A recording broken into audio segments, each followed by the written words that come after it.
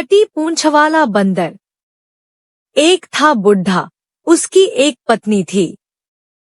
जेठ का महीना आ रहा था, अतः वह सोचता है कि अब तो झाड़ झंखाड़ जला देना होगा, इसलिए उसने आदर जलाया। आदर से धान की फसलें अच्छी होती हैं, इसलिए बारिश के मौसम के पहले आदर जलाते हैं। कुछ दिनों बाद जेठ में पहली बारिश हुई, फिर जमीन जोतने योग्य हो गई, तो बुढ़े ने जमीन जोतकर उसमें आर्य फूट बोए। आर्य के बीज अंकुरित हो गए, धीरे धीरे उसकी लताएं पूरे खेत में फैल गईं। उस पर फूल आने लगे, आर्य धीरे धीरे बड़े होकर पकने लगे। अगर आप चैनल पे नए हैं तो सब्सक्राइब कर लें। बुढ़े का खेत जंगल के पास था। जंगल में बंदर रहते थे। बंदरों ने आर्य देख लिए। एक दिन एक बंदर खेत में आकर कुछ आर्य खाया और कुछ बिगाड़े। जब बुढ़ा खेत में आया तो उसने देखा कि खेत के आर्य बंदर खाने और बिगाड़ने लगे हैं। बंदर ने कुछ लताएं भी तोड़ उखाड़ डाली थी। दूसरे दिन बुढ़ा छिपकर देखने लगा, तब बंदरों का एक बड़ा दल आया। वे आर्य तोड़कर नितंब पर घिसकर बिगाड़ने लगे। उसे देखकर बुढ़ा उनके पीछे डंडा लेकर दौड़ा, किंतु सारे बंदर भागकर जंगल में चले गए। दूसरे दिन भी यही स्थिति रही। बंदर तो हर रोज जंगल से आते और आर्य बिगाड़ जाते। इसे देखकर बुढ़ा सोचता है कि ये आर्य तो मैंने परिवार के लिए बोए हैं, इन्हें बचाने के लिए कुछ करना ही पड़ेगा। और एक दिन वह लोहार के यहाँ से बड़े लंबे लंबे चाकू लाया और उसने ये चाकू बड़े बड़े आर्य में ऐसे खोस दिए कि उनकी नोक ऊपर की ओर रहे। खुद वह छिप गया। संध्या के समय बंदर खेत में आए और आर्य खाने लगे। उनमें से एक बंदर आर्य से नितंब घिसने लगा तो उसकी दुम कट गई। खून निकलने लगा तो वह चिल्लाते हुए भागने लगा, तो उसे देखकर दूसरे बंदर भी जंगल में भाग गए। जंगल में पहुंचने पर दूसरे बंदर उससे पूछने लगे, तू क्यों चिल्लाता है? तो कटी पूंछ वाला बंदर कहता है, मेरी पूंछ कट गई। किसने काटी होगी? तब दूसरे बंदर कहते, उसकी पूंछ उस बुढ़े ने ही काटी होगी। ऐसा नहीं चलेगा, कुछ करना पड़ेगा।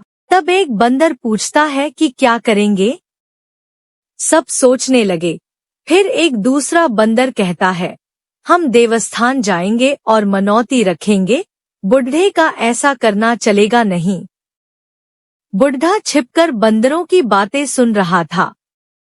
ब्रवेला में सारे बंदर देवस्थान पहुंच गए, परंतु बुढ़ा तो वहां पहले ही छिप गया था। बंदर वहां आकर देव से कहने लगे, हे देव, वह बुढ़ा हमें बहुत परेशान करता है। हमारे एक बंदर की तो उसने पूंछ काट दी है। देव, हे देव। तो पीछे से बुढ़ा कहता है, हाँ जी हाँ। देव की आवाज सुनकर बंदर खुश होकर कहते हैं, हे देव, बुढ़े ने गलत काम किया, इसलिए वह मर जाना चाहिए। हम तुम्हारी मनौती लेते हैं, कल ही बुढ़ा मर जाना चाहिए। तुम में अगर शक्ति है तो कल ही वह मर जाना चाहिए, सुबह होते ही वह मर जाना चाहिए। अगर वह सुबह में ही मर जाएगा तो हम तुम्हें 5 बकरे की बलि देंगे। बुढ़े ने पीछे से फिर से कहा, जी हाँ जी। फिर सब बंदर आश्वस्त होकर जंगल में चले गए।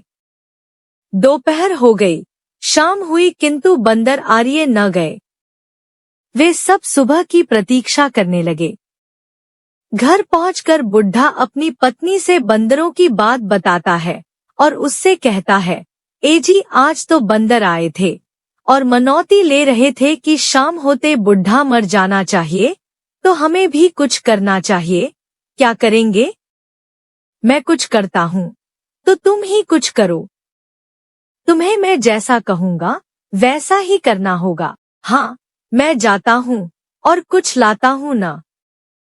बाद में बुढ़ा तुरंत बाहर जाता है और पुरुष जितना एक ताड़ का तना काट कर लाता है, उसे ओखली पर रखकर धोती ओढ़ाई जाती है। फिर उस पर कुछ फूल डाल देता है और पत्नी से कहता है, ब्रह्मवेला होते ही तुम रोना शुरू कर देना। ब्रह्मवेला होने पर बुढ़िया रोने लगती है, ओ बेटा, ओ बेटा बेटा, मेरा पति मर गया रे बेटा बेटा बेटा। ओ बेटा बेटा, मेरा पति मर गया रे बेटा बेटा। ओ बेटा, मेरे पति अच्छा था रे बेटा बेटा, हमें आर्य खिलाता था रे बेटा बेटा। बुढ़िया का रोना बंदर सुनते हैं और कहते हैं, अरे सुनो सुनो, वह बुढ़िया रो रही है, बुढ़िया रो रही है। इसलिए सब बंदर इकट्ठे हो गए और कहते हैं, क्या हुआ, क्या हुआ? हमने जो मनौती मानी थी, सुबह होते बुढ़ा मर ही जाना चाहिए, वह सच हो गई है। देव सच्चा है, वह देखो न, बुढ़िया रो रही है। तुम सुनो तो सही, सुनो, बुढ़िया रो रही है। ओ बेटा बेटा बेटा, अब मेरा पति अब न मिलेगा रे बेटा बेटा बेटा। अब मेरे पति को कहाँ से ढूंढ लाऊंगी रे बेटा बेटा। ओ बंदर बंदर बंदर, दौड़ आइए जल्द बंदर, ओ बंदर। अरे हमें बुलाती है, चलो जाते हैं, चलो जाते हैं। इसलिए वह तो फौरन हुप हुप करके आने लगे। यह देखकर बुढ़िया तुरंत आंगन में से जल्द जल्द घर में जाकर पति को कहती है, बंदर आ रहे हैं, बंदर आ रहे हैं। कहते कहते वह उस तने के पास जाकर बैठकर रोने लगी, ओ बंदर, ओ बंदर, मेरा पति मर गया रे, ओ बंदर, ओ बंदर। बंदर कहते हैं, नहीं रोना नहीं रोना, चुप हो जा चुप हो जा, नहीं रोना, कुछ नहीं, कुछ नहीं, हम सब हैं, न मत रो, मत रो, चुप रह जा चुप रह जा। फिर बंदर लकड़ियां इकट्ठा करते हैं।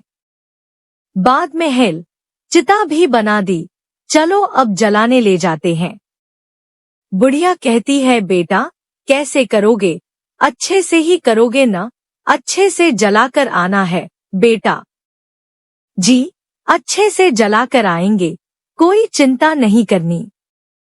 अच्छी तरह उठाकर ले जा, हाँ बेटा, अच्छी तरह से उठा के ले जाना। जी अच्छी तरह उठा के ले जाएंगे। ऐसा कहकर तुरंत उन्होंने तो कंधा लगाकर उठा लिया। तब बुढ़िया कहती है, बेटा उसे तुम खोलकर नहीं देखना है, खोलकर देखेंगे तो वह जिंदा हो जाएगा। ऐसा कहता था, इसलिए खोलना मत। जी नहीं खोलेंगे, नहीं खोलेंगे। सही बात, देखो देखो, हम खोलेंगे तो जिंदा हो जाएगा, तो इसलिए हमें खोलना नहीं। वैसा का वैसा ही रहने देना, चलो जल्दी। ऐसा करके वे जल्द से जल्द ले जाने लगे, हंसते हुए कूदते हुए। ऐसा करते वह तो नदी तट हेल चिता बनाई थी, उस पर जाकर रख दिया और बाद में उसे जला दिया। तना सूखा हुआ था, इसलिए थोड़ी देर में ही जल गया। बाद में वे बंदर उछलते कूदते घर आ गए। क्या किया, कैसे हुआ, कैसे बेटा, किस तरह हुआ, अच्छी तरह से जल गया न? ऐसा बुढ़िया ने पूछा। जी जी जला दिया न, कैसे जल गया? चुन चुन करके जल गया। दूसरा बंदर कहता है, अच्छे से जल गया। जी अच्छा, तो अब क्या करना है? कुछ नहीं बेटा, अब तुम खा लो, क्योंकि भार उतारना पड़ेगा, इसलिए खा लेना। अच्छा तो जी, बाफना अरहर के दोनों में बनाई जाने वाली आदिवासी सब्जी बनाया है, वह तुम उस बंदरों के साथ खा लो, घर में ही बैठकर खाओ, क्योंकि आंगन में से मेंढक या कुछ आ जाए तो। इसलिए वह तो घर में ही बैठकर खाने लगे। बाद में बुढ़िया द्वार बंद करने लगी तो पूछते हैं, क्यों रे बुढ़िया, द्वार क्यों बंद कर रही है? कुछ नहीं बेटा, कोई आ जाए, कोई मेढक आ जाए, यहाँ होते हुए आ जाए, हमें नजर न लग जाए, न नजर न लगे, इसलिए। जी अच्छे से बंद कर दो, अच्छे से बंद कर दो। इसलिए उस बुढ़िया ने घर को चारों ओर से बंद कर दिया और वे खाने बैठ गए। कोई पत्तल बांटता, कोई परोसता, ऐसे वे खाने लगे। तब बुढ़ा कोठे से निकला और मूसल लेकर सभी बंदरों को मारने लगा। भो भो भो।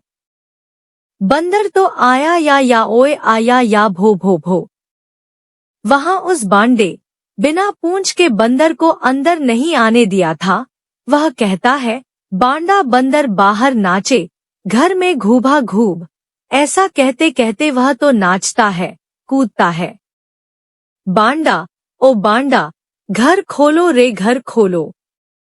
इसलिए उसने तो तुरंत छत पर जाकर खपरेल खोल दिए कि वे तो बूट बूट करते कूदकर चढ़कर भाग निकले। सब निकलकर भाग गए और बाद में वे देवस्थान पहुंच गए और देव से जाकर कहने लगे, हे देव, बुढ़ा तो मर गया था, तो वह फिर से जिंदा कैसे हो गया, यह बताओ। दूसरी ओर वह बुढ़ा फिर से देवस्थान पहुंचकर छुप गया था। वहां उन बंदरों ने तो देव को फूल चढ़ाए, नारियल फोड़ा, मुर्गी काटी, बकरा काटकर देव को चढ़ावा दिया। वहां एक बड़ा बंदर था, उसकी पूंछ गुंबद तक पहुंच गई थी। जब सब खाने की तैयारी में थे कि बुढ़े ने उस बंदर की पूंछ पकड़कर बराबर घुमाई और खींची। वह बंदर तो बड़ी बड़ी आंखें निकलाने लगा। वह सोचने लगा कि यह तो देव ने ही पकड़ी है, लेकिन दूसरे बंदरों से कहूं भू कैसे। इसकी आंखें बाहर निकल आई थी, जिसे देखकर सभी बंदरों ने खाना इकट्ठा कर दिया। तब उस बुढ़े ने बंदर की पूंछ ढीली कर दी तो वह हंसने लगा। तो फिर से सभी बंदर खाने की तैयारी करने लगे। बुढ़े ने फिर से उसकी पूंछ खींची तो वह बंदर तो ची ही ऐसे चिल्लाने लगा। इसलिए वे कहने लगे, ओए बंदर तो बड़ी बड़ी आंखें निकाल रहा है, अरे रे जल्द जल्द ढेर कर दो।